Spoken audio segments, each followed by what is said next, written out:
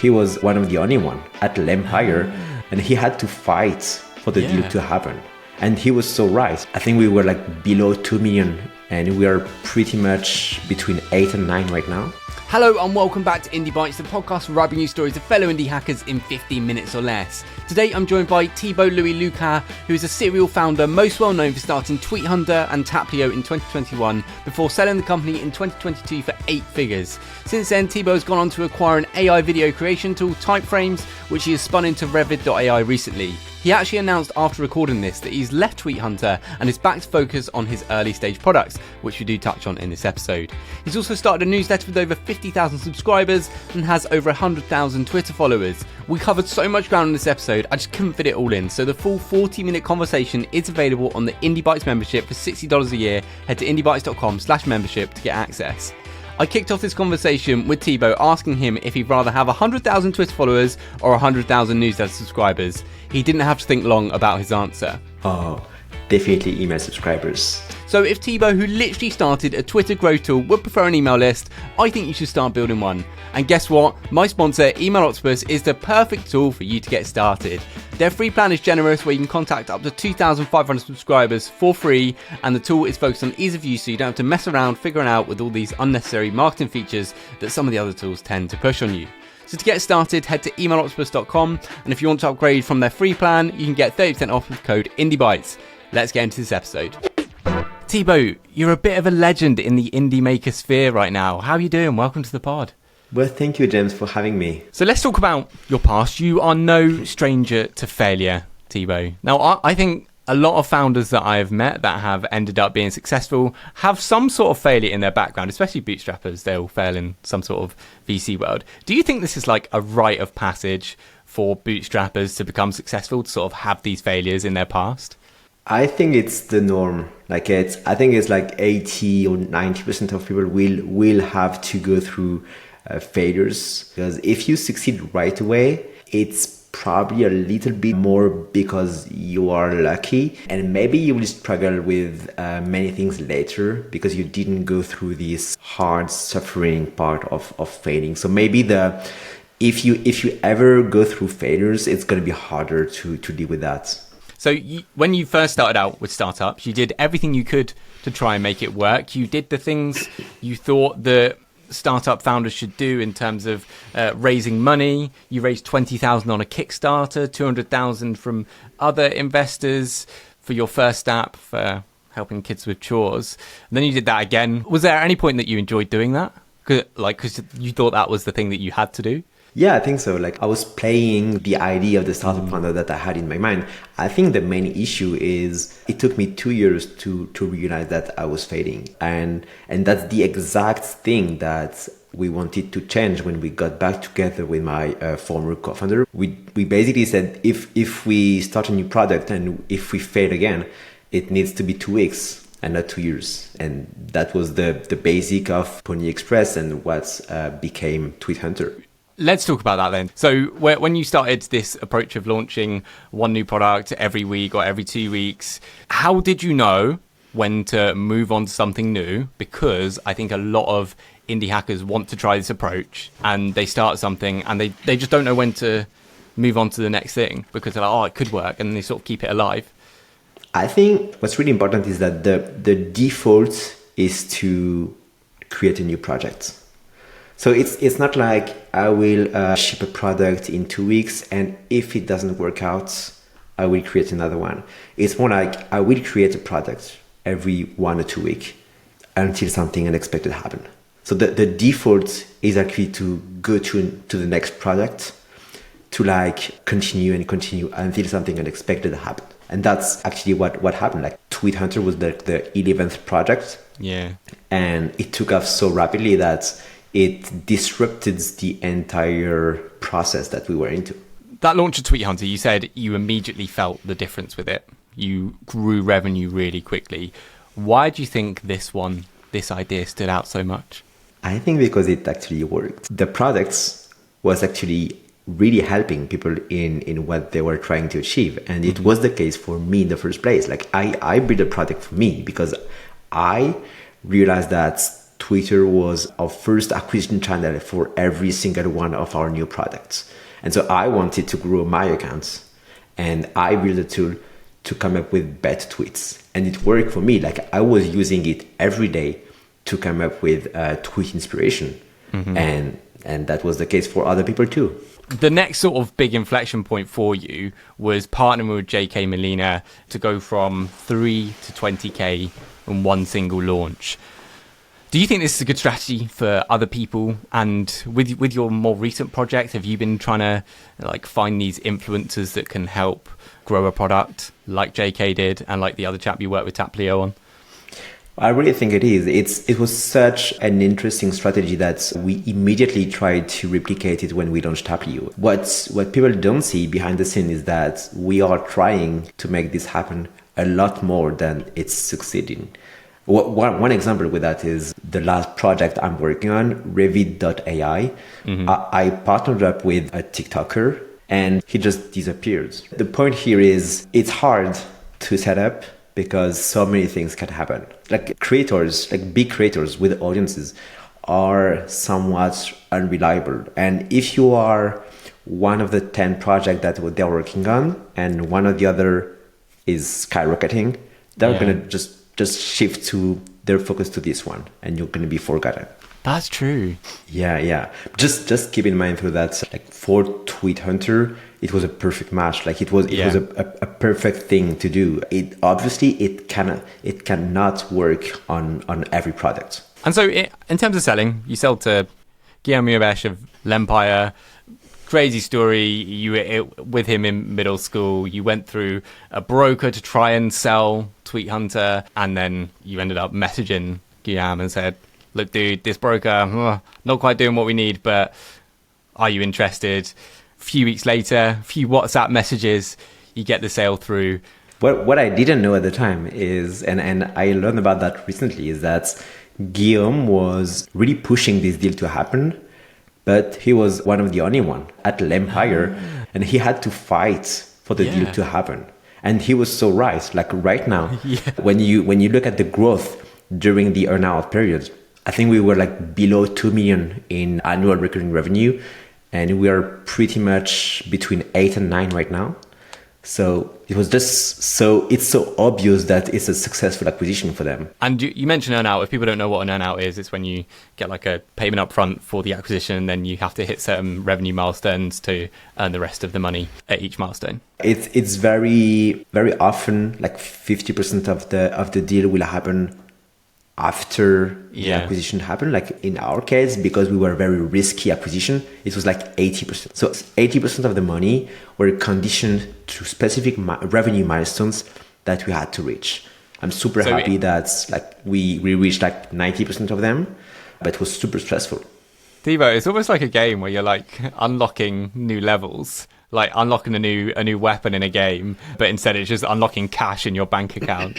It's so funny that you say that, because we actually designed it that way, because we could have done it like it was, we just look at the revenue at the end of the 2 years earnout, but we didn't want to do that. Like we were worrying about motivation, and so we needed those milestones and steps. So when you get those, and they're not small chunks of money, I'm guessing, in these milestones, once you paid your tax bill to the French government, what are you doing with that money? Are you like putting it aside for your rainy day, for your kids? Did you buy yourself anything nice?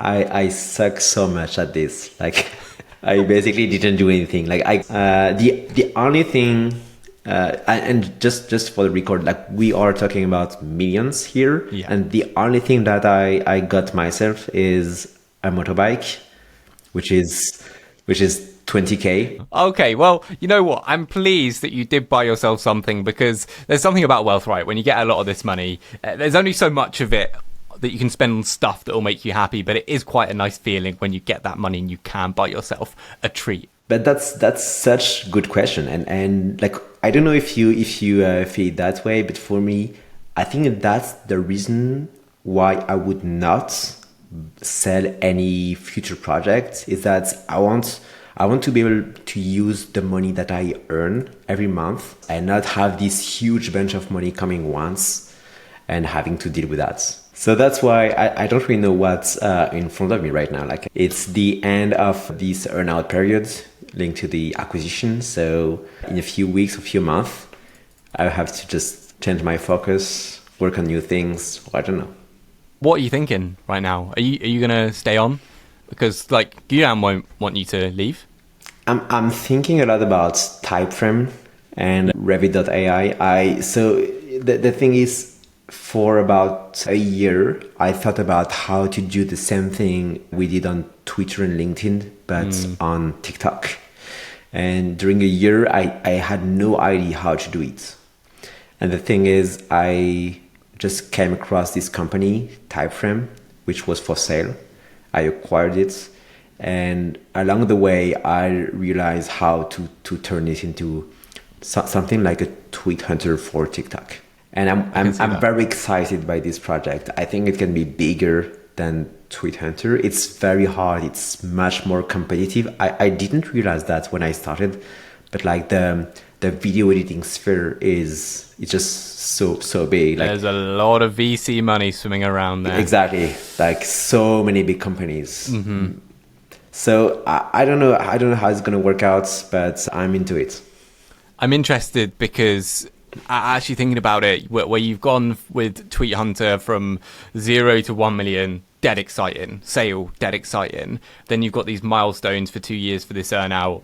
The kind of people that enjoy the 0 to 1 and also 1 to 10. Beyond that, it's like, and I feel like you might have found this with Typeframes. You enjoy that earlier stage, that challenge, the relishing of how can I figure out a way to make this work, whereas Tweet Hunter and Taplio, they're kind of working, right? They're working. You just repeat the same stuff, hire, now you're a manager, whereas with Typeframes and Revit, you're now doing the stuff that you enjoyed in the early days and that you get the most enjoyment from. Is that sort of a fair assessment? That's exactly that. Yeah. Like I'm back to building. I'm leaving the few early stages, the figuring out phase. Like you have something, you have traction. Mm-hmm. Typeframe is about 9K in monthly recurring revenue, so it's something. Like it's not nothing. We have subscribers, we have users, and it's this basis to understand how to get bigger, how to grow further. So it's super interesting. Let me actually talk about Typeframes and Revit. So Typeframes, as you mentioned, you acquired from Lillian, wanted something a bit new. It takes text and turns it into video using AI, and then you forked it out into Revit, which is specifically for TikTok. People have these challenges where they've got like a horizontal product where they can fit many verticals and can do many things. And they're like, I don't know how to market to all of these people. Kind of what you did with Tweet Hunter, which is for Twitter. How do we appeal to LinkedIn? I know new product does the same thing, essentially.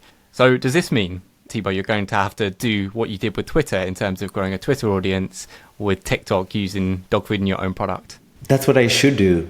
And I'm failing at that. It's so hard. Like I know that I should try every day to do TikTok videos. Mm-hmm. And I'm just too lazy. I'm procrastinating on that. So I don't think you're lazy, dude. That's being a bit harsh on yourself while you're still working on Tweet Hunter.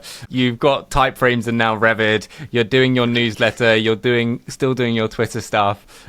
And you've got a kid and another one on the way. I don't think lazy is a way to describe yourself, but I see what you're saying. Final thing I want to ask is like all of the content that you're sharing so openly. It's amazing. Why are you sharing so much stuff so openly, not only on your newsletter, also on Twitter? How are you dealing with the downsides of that? I think the main reason I do it is because I think the main issue right now is trust. And if you solve trust, you can basically grow any project, any products that you are building. And so I'm doing it because what I want to do above everything else is get the trust of people that want to start their business. And I want to like get the trust of those people, and at the same time build a suite of tools that will help them grow their business. The main downside is I cannot take a break. Like I don't have break. I don't have weekends. I don't have holidays. And my wife is really pissed about that because There's not a week where I can just enjoy some time on the beach with her. But that's basically the life I chose. Are you trying to plan to get out of that a little bit, that way of living? Because you've done it for so many years, and it will kind of be nice to have weekends and time off. Yeah, so I built a tool for that, like Twitter, helping you to schedule content. But still, it's not working 100%.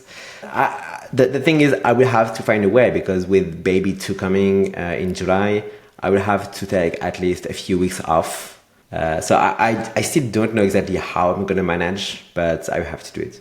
For sure, dude, you can manage because you've just made a shit ton of money with your exit. Like, you can afford to sort of... I know you've got that fire in you. I can feel it. I can see it.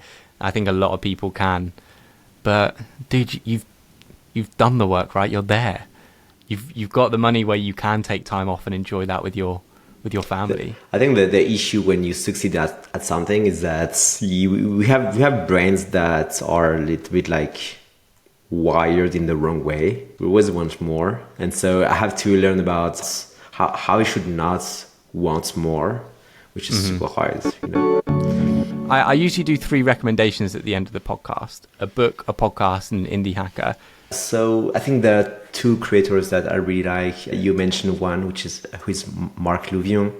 The other one would be Damon Chen, the founder of Testimonial podcast. That would be, I think, Acquire.